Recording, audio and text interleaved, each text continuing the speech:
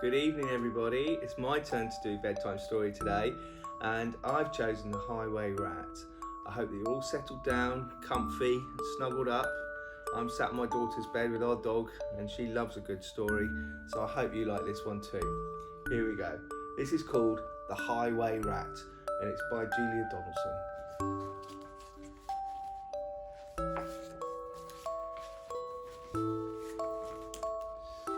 Let's have a look here. So, the Highway Rat was a baddie. The Highway Rat was a beast. He took what he wanted and ate what he took. His life was one long feast. His teeth were sharp and yellow. His manners were rough and rude. And the Highway Rat went riding, riding along the highway and stealing the travellers' food. What a bad rat he is. There's a lovely little rabbit going on her duties, look. A rabbit came hopping along the road, then stopped with her paws in the air. For blocking her way was the Highway Rat, who cried out, "Who goes there? Give me your pastries and puddings, give me your chocolate and cake, for I am the rat of the highway, the highway, the highway. Yes, I am the rat of the highway, and I take whatever I want." Look, it's just held her up.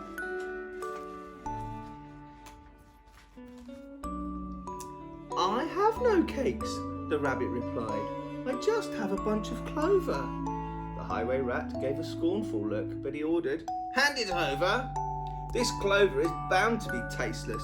This clover is dull as can be. But I am the rat of the highway, and this clover belongs to me." Got a poor rabbit here. She's lost her clover, looks ever so sad. A squirrel came bounding along the road, then stopped with a shake and a shiver. For reining his horse was the Highway Rat, who thundered, "Stand and deliver!" There's a little squirrel been held up as well. "Give me your buns and your biscuits, give me your chocolate eclairs, for I am the rat of the highway, the highway, the highway. Yes, I am the rat of the highway, and the rat thief never shares." "I have no buns," the squirrel replied. "I just have a sack of nuts." The robber snatched the snack and snarled, "I'll have no ifs or buts. These nuts are probably rotten. These nuts are hard as can be. But I am the rat of the highway, and these nuts belong to me." Oh, poor old squirrel's lost his belongings now as well, hasn't he? Some ants came crawling along the road, then stopped with a somersault. For baring his teeth was the Highway Rat, who bellowed a deafening, "Halt! Give me your sweets and your lollies, give me your toffees and chews, for I am the rat of the highway, the highway, the highway. Yes, I am the rat of the highway, and nobody dares to refuse." All the poor ants have been held up now. "We have no sweets," the ants replied. "We just have this nice green leaf."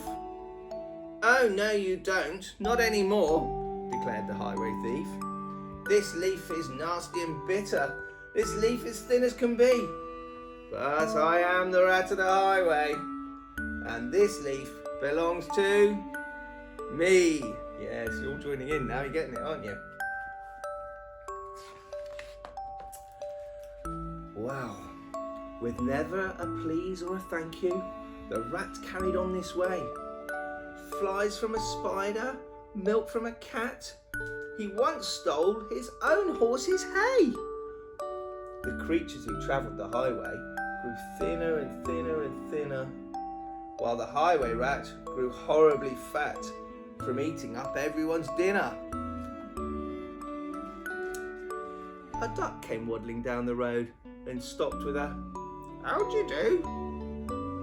"I see you have nothing," the rat complained. "In that case, I'll have to eat you. I doubt if you're terribly juicy, most likely you're tough as can be. But I am the rat of the highway, the highway, the highway. Yes, I am the rat of the highway, and I fancy duck for tea." Oh dear, the poor old duck. What is she going to do? Hang on, quacked the duck, for I have a sister with goodies you might prefer. I know that she'd love to meet you, and I'm certain that you'd like her. For in her cave, a deep dark cave, right at the top of the hill, are biscuits and buns aplenty, and there you may eat your fill.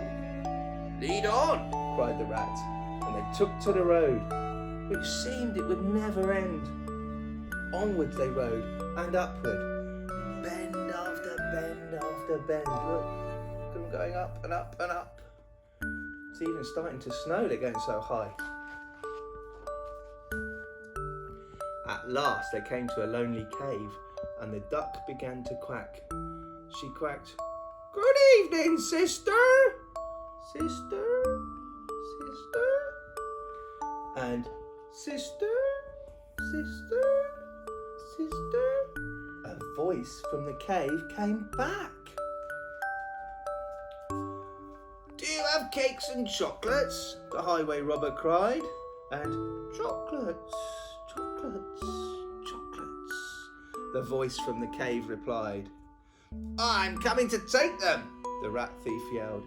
His greedy eyes grew round, and "Take them, take them, take them," came back the welcome sounds of the cave speaking back to him, isn't it? The highway rat leapt off his horse. Into the cave he strode. The duck took hold of the horse's reins and galloped down the road. Hey, look, she's escaping. Faster and even faster, following the bends, the plucky young duck went riding, riding, riding, galloping down the highway, back to her hungry friends. Look, she's got the horse, and the horse has still got all these things in it. Then they shared out the food from the saddlebags and feasted all night long. Bright were the flames of the bonfire, loud was the music and song. Wild was the moonlight dancing, merry the cheer and chat. For now they could live in freedom, safe from the highway rat. Yeah, I wonder what happened to him.